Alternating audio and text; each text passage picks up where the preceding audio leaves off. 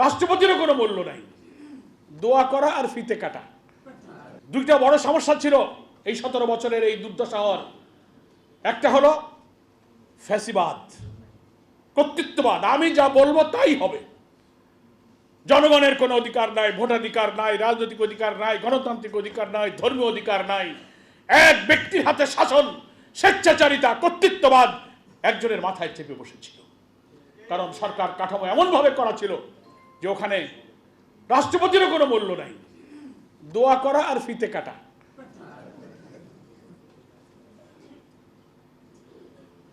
President কোনো কিছু করতে গেলে উনি প্রধানমন্ত্রীর এজাজত ছাড়া করতে পারবেন না। তা রাষ্ট্রপতি হয়ে লাভটা কি? আমরা এবার সংবিধান সংস্কারে প্রেসিডেন্ট এবং প্রাইম মিনিস্টারের ক্ষমতার ভারসাম্যের জন্য অনেকগুলো সিস্টেম নিয়ে এসেছি।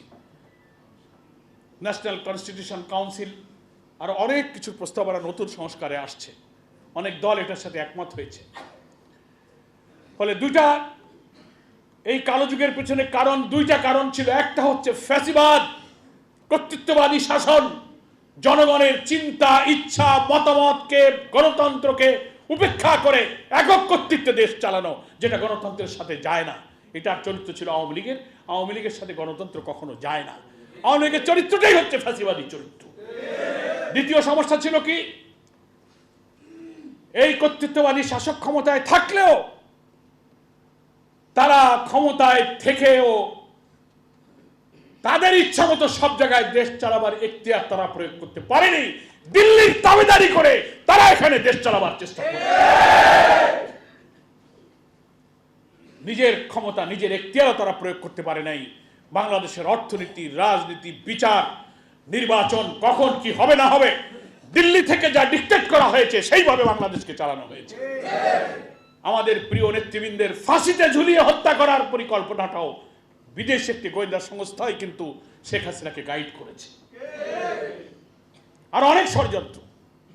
এই দেশ ভুটান, সিকিমের মতো বাংলাদেশ কোনো স্বাধীন দেশ হিসেবে ভূমিকা রাখতে পারে নাই। একটা তাবেদার, সেবাদাস দিল্লির তাবেদার হয়ে আমাদেরকে কিন্তু 16-17টা বছরে দেশ চালাতে হয়েছে। এমন শাসন কাঠামো, এমন সরকার আমরা চাই যারা বিদেশিদের তাবেদার হয়ে দেশ চালাবে না। সেজন্য একটি অবাধ এবং নিরপেক্ষ নির্বাচন প্রয়োজন। আমরা অনেক সময় মনে করি, এখানে গণমাধ্যমের সাংবাদিক বন্ধুরাও আছেন, সুদীবৃন্দ সচেতন দেশবাসীর কাছে আমি বলতে চাই, অনেকে মনে করেন যে আমরা তো স্বাধীন দেশ, 54 বছর হলো আমরা দেশ স্বাধীন করেছি। স্বাধীনতার অর্থ কিন্তু এই নয় যে একটা নির্দিষ্ট মানচিত্র ভূখণ্ড, 54,000 বর্গ মাইলের একটা দেশ আমরা পেয়েছি, একটা মানচিত্র পেয়েছি, একটা ভূখণ্ড পেয়েছি, একটা জাতীয় পতাকা আমাদের আছে, একটা জাতীয় সঙ্গীত আছে। এটার অর্থই শুধু স্বাধীনতা নয়।